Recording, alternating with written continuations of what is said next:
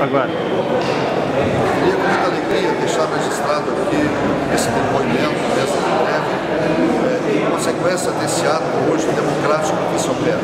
Talvez pela nossa interferência nos últimos 60 dias, nós conseguimos tirar o partido do ostracismo, um partido que estava enclausurado.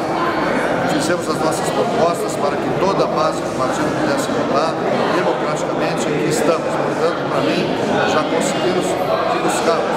O partido se abre.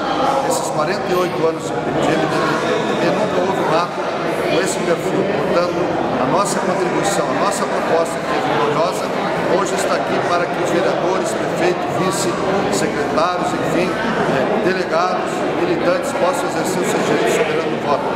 Nunca mais o partido seguramente será aquele meia dúzia de decide os nossos destinos. Portanto, essa é a consagração, essa é a nossa proposta que já é vitoriosa. Vamos esperar o resultado da votação e, se for o Sartori o escolhido, será o meu candidato, terá o meu voto.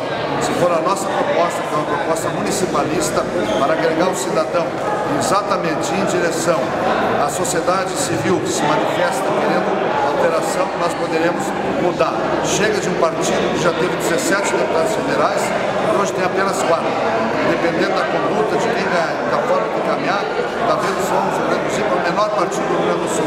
Não é isso que nós queremos. Nós queremos um governo municipalista, um governo que vá ao encontro do cidadão e que inverta essa lógica de vir a Porto Alegre. O governador municipalista tem que estar lá junto ao cidadão, flexibilizando as políticas estaduais e levando mais saúde, mais educação e mais segurança para a população gaúcha.